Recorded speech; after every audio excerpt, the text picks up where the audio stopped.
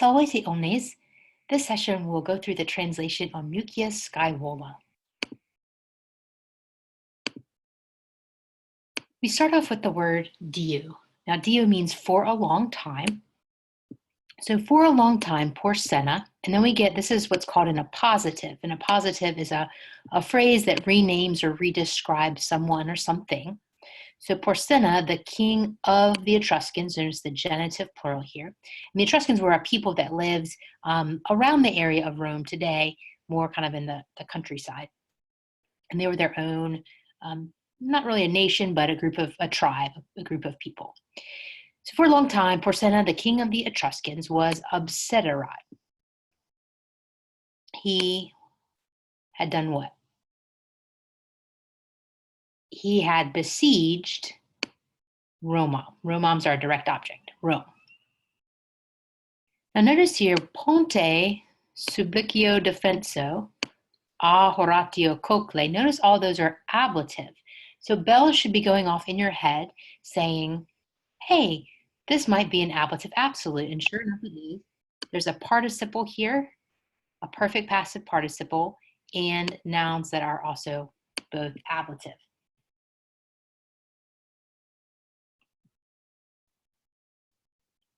So with the Ponte Supplicio is the Supplician bridge, Pons Pontus being bridge. So with the Supplician bridge, or you can just give it its Latin name, Pons Supplicio would be okay.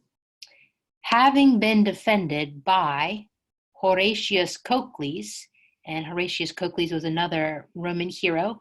Great story about him. I would encourage you to read about him. There's an excellent book called Famous Men of Rome, and it has a wonderful retelling of the story of Horatius.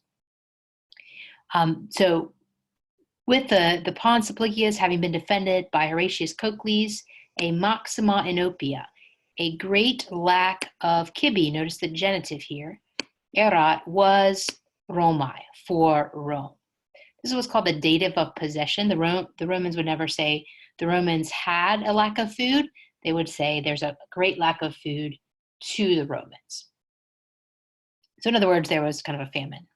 They didn't have food. They were blocked off.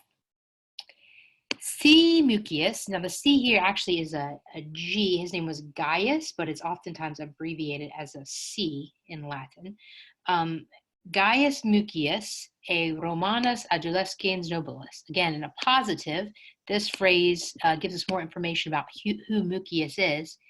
A young Roman nobleman, oprepsit, snuck in castra into. Notice in here is followed by an accusative. So whenever that happens, it's into. So into the camp of the hostium, of the enemies. Sub tunica, under his tunic. Mucius did what? He was hiding. What was he hiding? A direct object, gladium, a sword. So we see already that he is a very brave young lad. Ubi. Now, ubi sometimes means where and sometimes means when. You have to use your brain a little bit and read the sentence and see what actually makes sense. If you try one thing and it doesn't make sense, try the other. Here, let's try when. So when he spectavit, when he saw, and what did he see?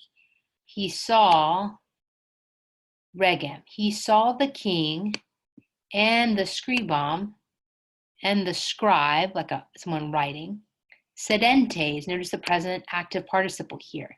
Sitting with militibus depantibus, with soldiers standing around. Notice again the participle here and that ablative absolute.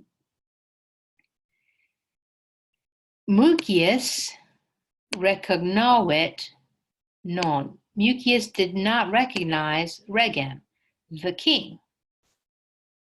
The king and the scriba and the scribe were garibant, were wearing the vestimentum.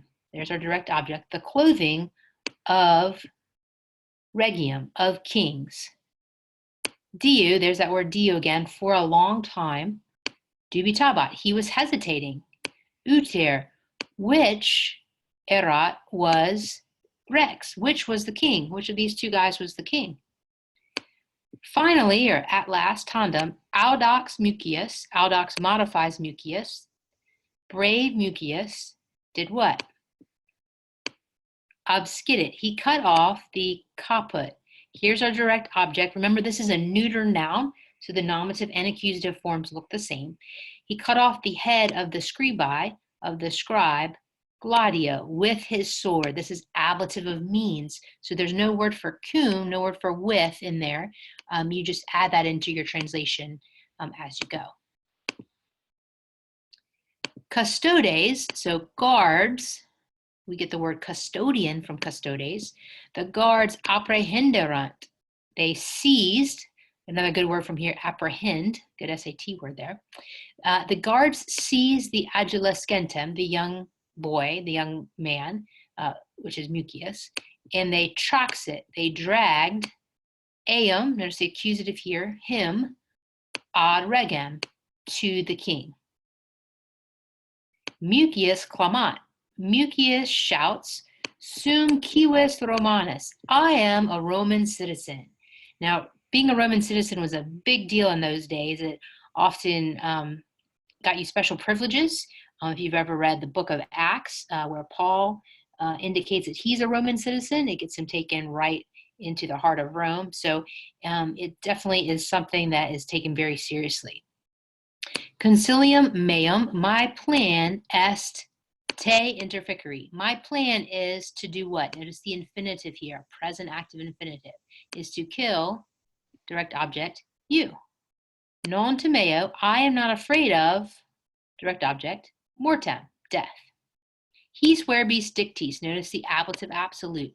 With these words, his verbis, having been spoken, Mucius defixit, through, stretched out, his manum dextram, his right hand, in ignem. Notice in is followed by the accusative, so into the fire of the altar.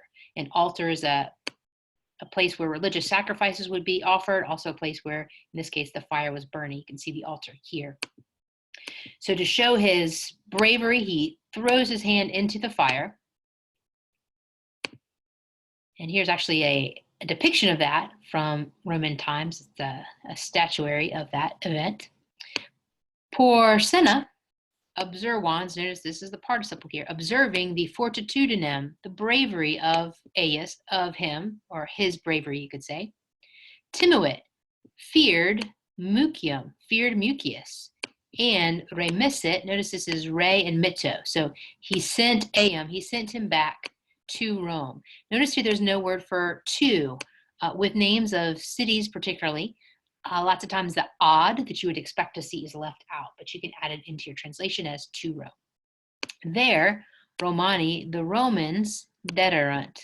They gave, what did they give? Something accusative. They gave a name. What is this name? Here's an appositive telling you what it is. Scaevola, Scaevola means lefty, to Mucius. So there the Romans gave the name Scaevola to Mucius, or they gave Mucius the name Scaevola. Either one's a fine translation. Why is he called lefty? Well, he doesn't have a right hand anymore. It got burned off in the fire. And they gave him agrum, a field. Rex Etruscorum, the king of the Etruscans, Porcena, petivet, sought, conditiones. Now this looks like an English word you may already know. Conditions, sought the conditions of peace, notice the genitive here, and discesserunt Etrusci. So the Etrusci, our subject, the Etrusci discesserunt, the Etruscans left. So you can see that because of this one man's bravery, his willingness to sacrifice himself for the greater Roman cause, actually made the entire enemy army flee. And so Mucius Scaevolus, lefty, as he's known, is then lauded as a hero in the rest of Roman history. So I hope that helped you understand the passage. Do go back over it, review your sentence translations and the grammar that appears in this passage, and we'll have a quiz on it this week. And if you have any more questions, please let me know. Thanks for watching. Volite omnes.